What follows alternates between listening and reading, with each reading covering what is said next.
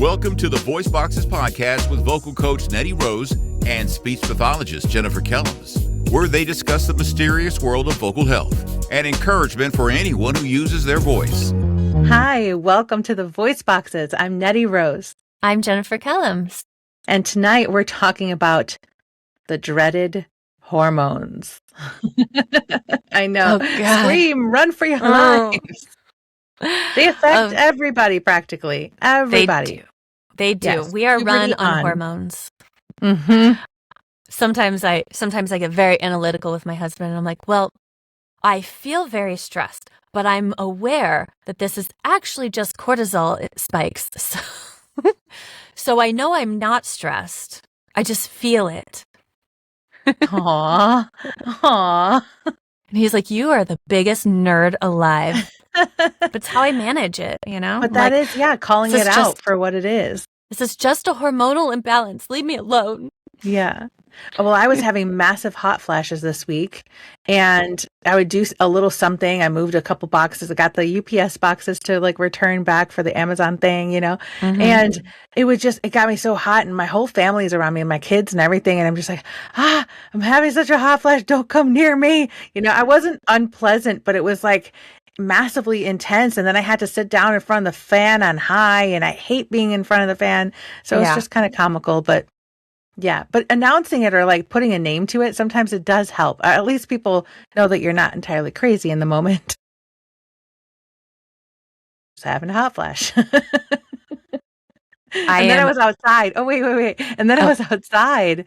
The neighbors were looking at their new car and doing the dashboard thing because they're older and they're so stinking cute. And they were trying to fix everything. And I'm outside in a sundress kind of thing. And it was freezing out. But I was having so many hot flashes that I was like, this is finally a relief for me to be outside. And they're like, hey, aren't you cold? I'm like, oh no, hot flashes. And she was like, oh, yes. I totally understand. Because at the time of this recording, for anybody that's listening, it is still winter. It is the first week of March right now. So and it was 25. Yeah. Yesterday. I exist in a hot flash. So it was 90 degrees last weekend where I live. So oh my goodness. I know. It's not normally 90 degrees in February, but this has already been not a great winter here. So I'm dreading summer. Aww. And I'm like, man, if this is what it's like to have hot flashes, no, thank you. I'm going to pass. It's a lot. I'm going to just sit in the pool. You know what's awful about it too is you can't do anything because it induces a hot flash. What? So yeah, for me it does. So No. I was doing a task and therefore I got a hot flash. It's so stupid. With mine is activity based more than anything. So I do an activity and it's hot flash. And where you're normally building up heat, body heat, it's oh, so much heat. Yes. It's an overtake. It feels like a sunburn and a sauna at the same time sometimes. Yeah. Oh, God. Yeah. Roar. Yeah. And then irritability comes with it too if you're not careful. I wasn't irritable. I've been pretty pleasant, but there are times where it's you can't help but be a little bit irritated. Your body just goes into an irritation because it's feeling this excessiveness that's happening. It's hot. You're hot. I mean, everybody, when they get hot, they get irritated. That's why there's more murders in the summertime than the wintertime. Oh, I didn't even think about that. Correlation and causality. People are out a little bit, so they have more chances of doing bad things, I guess. Mm-hmm. Yeah. Either one, it works. but yeah, they found that heat creates more irritate. People get more irritable the warmer they are. Hotter, when they're uncomfortably hot. Yeah. People get very irritable. So it makes sense that with a hot flash, you'd also be oh my God. Yes, too much. And then hot flashes can affect, more than just the moment. It can affect the aftermath because it kind of sometimes will zap you. So with the vocal folds, we use our voice all the time, but then in a hot flash and then we're getting irritated and we're having this kind of tension and whatnot, that also affects the voice. So even after the hot flash, I got to be careful. You got to come down. I was reading something a few years ago that for men, Men's bodies tend to absorb hormones, especially like those spikes in hormones, like our fight or flights and all of that. Like men tend to absorb that like relatively quickly, like within like a few seconds to a few minutes absorbed. Women, it takes around 20 minutes. So like when you are having a fight and then it's resolved, but you still feel like bad and you're like, oh, maybe this fight isn't done yet because I still feel bad. Like you're still like your body still needs that 20 minutes to absorb those hormones. So, ladies, if you're having a fight and you're like, oh, do I need to pick another fight because I still feel bad? Give yourself like a half hour. See if you absorb the hormones. Know that it's probably the hormones. Don't trust your body. Don't trust your body.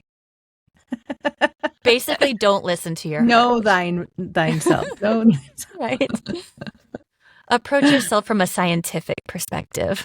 There you go. It does help. Honestly, sometimes putting a logic in the mix with emotion, it does help regulate basically because you're trying to regulate your body. And so that logic does help regulate, you know? True. I'm with you on that. I am. Okay. Well, tell me more about some hormones. I want to hear more about some hormones. What are the hormones that we deal with on a day-to-day? Let's start with estrogen and testosterone and how it affects the vocal cords, since this is a vocal cord show.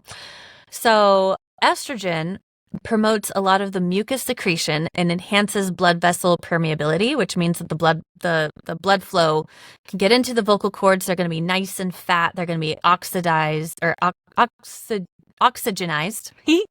And so you're going to end up with like fatter vocal cords and you're going to have a stronger, clearer voice. That's why, like a younger 20-year-old is going to, have a much more robust voice. Although I have always sounded like a teenager. I don't know. I've always sounded like very high pitched. Whereas those estrogen levels start to decline with menopause. And that's going to lead to your vocal fold tissue because you're not getting as much blood flow. So the vocal fold tissue is going to become thinner. It's going to become drier, right? Which means more hydration. Check out episode 10. And you could potentially lead to a higher pitched voice from strain as you get older. And also the vocal fatigue. But interesting, even though you're having that more strained higher pitch voice, you're going to have more difficulty reaching those higher notes, which I'm already discovering. Yeah, I cannot do. My little Disney princess trills that I used to do, I cannot do anymore. Oh no. That was a sad little shock yesterday when I tried. Aw. You can work through it a little bit, you know, there's always hope. I feel you on that. There's, the Queen of the Night is a role that I had before when I was, and those F's are not in existence in that capacity. So if there is a day I can hit that note, I'm like, yes, but it's definitely not presentable, at least not in my estimation. Right. But it's sad. It's hard when you lose that. Right. Now, I have a question from a vocal coach standpoint. So as we get older, and let's say we used to be able to hit those notes in our 20s, but now we have the less estrogen levels. Is it still possible with training to regain those skills? It is. I've had numerous students of elderly women that have been able to hit some high notes, and they, with the constant training from week to week to week to keep stretching and it's like flexibility, you know? So maybe you can't touch your toes, and then the more that you stretch and the more that you stretch, and you eventually get closer and closer and closer. Same thing with the higher notes. So when you practice and you utilize your voice in a certain way and don't strain, then you can actually hit those higher notes more and more as you become more consistent. Gotcha. So I've seen it happen, although it takes a lot of work to do so, and the younger ones hit those higher notes way, way more easily, but I've had women 65 plus hitting those really ridiculously high notes. And it was just like, all right. It was kind of proof. Yeah. You know, you can do it. Yes. And for me, it was like a great encouragement too, because like I have lost some of my upper range. Having my third child, my voice just really, really declined in the upper range. And so like, I don't really have much of a flageolet, which is not what people think like a falsetto. Women have something called a flageolet, and it's like that whistle tone register. Now, I didn't sing like Mariah Carey and Ariana Grande when it came up to those notes. I actually sang them more full. I was classically trained, and so hitting those notes were like, legit and loud and just, where they should be in an operatic mindset. And then to like have that, I didn't even care to do any of it. I was like, it's too much work, like after having my third child and like premenopausal or perimenopausal. Yeah, it takes a lot more effort. And then the tiredness of the body, like, I know that, we have cortisol levels that can create problems. And for me, I have lots of issues when it comes to my body dealing with stress. And like I have fibromyalgia, I have like autoimmune issues. And so like the tension that comes with that in my body, I have to try to overcome that and keep my cortisol levels low. It's not easy, but it's doable. No. And that is inspirational to know, just kind of like working out, like, okay, it might be harder to get a six pack. Might be harder to build some guns, but you can do it with the work. So, So getting the Disney princess trills is possible. I just have to work a little bit at it. And I am very out of practice. It's okay. You'll get back in the swing of it. Yeah. All right. So then let's talk about testosterone for the guys. So testosterone drops the pitch through increased vocal mass. So your vocal cords are actually bigger. Like there is an anatomical difference between somebody taking a lot of estrogen versus somebody taking a lot of testosterone, or naturally developing it too. But if you do have like your transgendered people that, are taking like more estrogen in order to trans from male to female, for example, as the vocal cord mass does get smaller, that pitch is going to go higher. Now we do have resonance, and all of us have the same. We can use our resonance, and that's a subject for another day. Well, we're just talking about the hormones today. So you are going to have increased vocal mass. So just like, if you think about resonance, something bigger is going to have, it's going to be deeper, lower, more booming than something smaller, which is going to be deep, deep, deep, deep. So you like that. It's also going to require more breath support just to get those vocal cords moving. So that's also where resonance comes in, because they're, when typically, your estrogen, testosterone, your men are more that booming voice. It's because they are having to really push more air through those vocal cords to get that bulk of the vocal cords moving.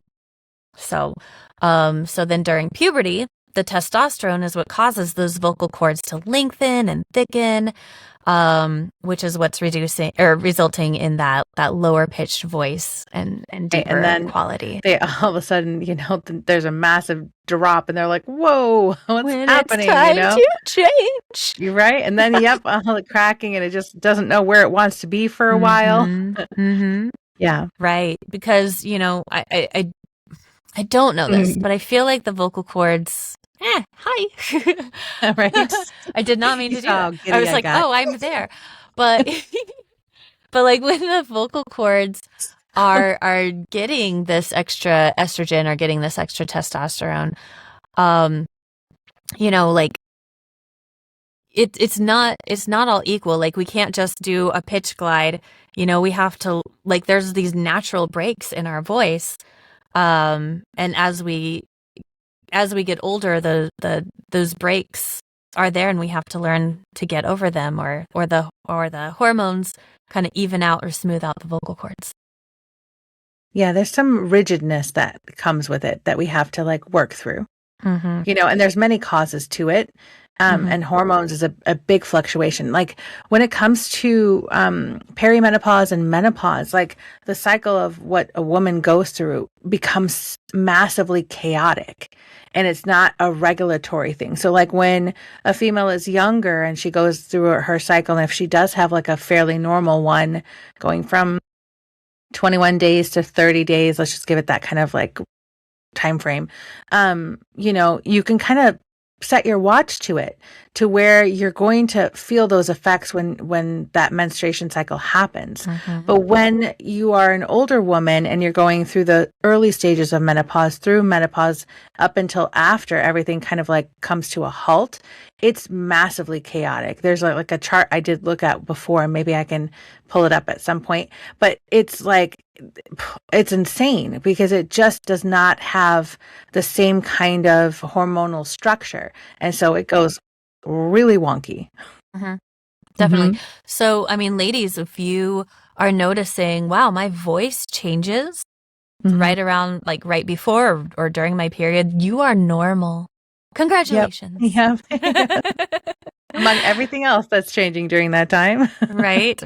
Like it is absolutely normal for that to happen. And just, learning to deal with, adjust. Hydration is so important at this time. Doing what you can to keep your cortisol levels down. Yeah, that's a big one. That can really, really help. So, yeah, because, stress and cortisol can also really influence the voice and cause some imbalances. Yeah, it can cause, what do we say, vocal disturbances. Yes. I was waiting for that word for tonight. Vocal disturbances. They're so disturbed.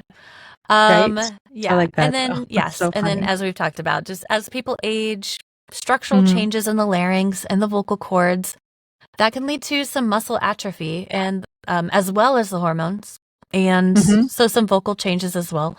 And that's normal. Yeah, so we're all and the normal. cartilage too. People don't realize that the cartilage in your larynx actually starts to ossify and turn into bone. So that, would make the voice more rigid and less malleable, less flexible. Absolutely. Yeah. Crazy. Absolutely.